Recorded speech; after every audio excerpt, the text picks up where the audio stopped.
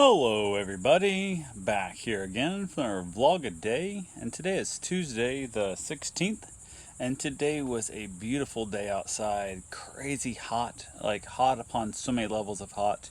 Yeah, it was hot, so got this morning, got a few things taken care of, had to wait to find out whether or not Karen had got her car key back. She'd lost her keys at the pharmacy, medical clinic thing, whatever, yesterday, and had to go pick her up and that whole thing, or actually it dropped off a new set of keys. So she had my car key still, but the place didn't open until 8. We were trying to figure out what was going on there.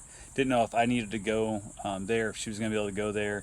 She was going to be at work before 8 kind of thing, so that was not going to be, couldn't do it on the way there, kind of set up. So went ahead, she finally said heck with it and just drove over there, and they did have her keys. Somebody had found them, turned them in, and because she went for the EKG and stuff, she didn't see them right away, didn't know they were missing, and then the part that got turned in at was already closed by the time she got the EKG, and it was a big giant pain in the butt. So didn't really want to leave the house until I knew, or visit the house very long, until I knew that she got her keys back. Just that whole concept of car keys are there, house keys, everything's there. Was going to go to Home Depot and buy all new locks and rekey the entire house, rekey the truck, rekey everything, because I don't know if somebody who saw them happens to recognize her, knows where she lives, so on and so forth, or even just followed her here afterwards, because now they got all the keys to all of her property. So luckily got them back. Didn't think they were out of possession long enough to worry about that. So, and she's got so many keys in there to random things. If somebody had stole one, the chance of being the house key is pretty slim. So I felt fairly safe there. But once I got the information, I went ahead and got around and then headed out for my run today. Decided to go run long, which basically means anything over 8 miles is considered a long run in my book. So went over there, ran the trail. Didn't take any water or anything with me, because the one place I run from, it's about halfway point is a little over about 4.5 miles from my part, a little over 4 miles. There's a water fountain, so I usually just run 4+ miles, get a drink at the water fountain, run back, and I'll have a water bottle or tea bottle or something in my motorcycle or truck or whatever I drove there. So I only have the one drink, which is, I don't know, it's enough. I could run the full 8+ without drinking anything, and it would not be that big a deal. It's good training for me, because I used to be super dependent on fluids. I used to freak out. Like, I couldn't go. I used to literally not go for a 1.5 mile run, anything. I didn't want to be out there without water. I remember going for like a long hike years ago when I was super fat, and I had my water bottle, and I was running low, because I kind of gotten lost back out in the woods and the timber and stuff, and didn't know where I was going. And when I kind of figured out where I was coming back, I was really holding back my water, because I didn't know how I was going to be out there. So I was not drinking a bunch of the time. It's just a 1-liter bottle of water. And I realized where I was at, and I knew how far I had to get back to my van. And it was one of those moments where I was like, I've only got a little over a mile left. So I finished off the last of my water, thinking I was thirsty, and it was hot out that day too. And I wanted to get the water in me, because it's better to have the water in you than have it in your bottle. So I knew where I was at, but literally 20 steps past that last drink of water, I was like, I'm dehydrated, I'm going to die. I'd just taken a drink of water, which was horse shit, but it was all mental in my head, because I didn't have that one last swig of water left in my bottle. Then it freaked me out mentally. And I remember having like a really hard struggle that last mile walk back to the van. Like, I was freaking me out. I got back to the van, have water in the van, so I drive home. So it was like another 4 miles. Like, it was nothing. It was literally driving 4 miles was nothing. But in my head, it freaked me out. And I realized that day I had to start doing some water, I guess, lack of water training, I guess. I'm not sure how to call it. Dehydration training, I guess, is kind of what I was looking for.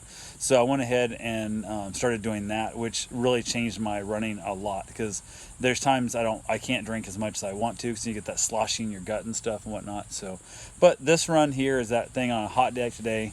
It was a little bit far. I was really happy back to my motorcycle and get a drink of ice cold tea. That definitely was very, very pleasant to be doing that at the end of that run. So we got back here to the house, got a few things done around the garage, kind of cleaning some of that stuff up, trying to make some room. I think I'm going to get a lift table for my motorcycle, so I can work on my bike myself and try and go that route and figure out what I got to do with it, and not have to do it on the ground. It's just way safer on a lift table.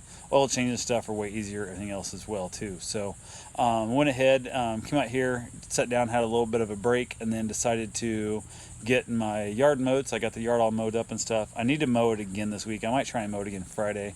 I don't know. It's one of those things. I hate mowing the yard on the weekends because I hate taking time away from my wife when I want to be there for whatever she wants to do, entertaining stuff, not just watching me mow the yard or hearing me mow the yard kind of thing. So I like to do that during the week when she's not involved and not interrupting what may be her fun stuff to do. So probably mow it out Friday night again before she gets home from work, just because of the fact that it's looking a little shaggy in spots, and there's parts that grow better.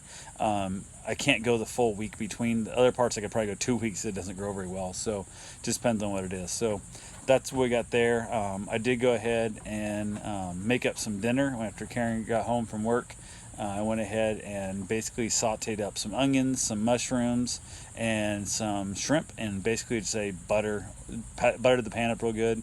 And then we had some broccoli salad we had bought the other day at Winn-Dixie. I think it's Winn-Dixie, not Publix. I think it's Winn-Dixie.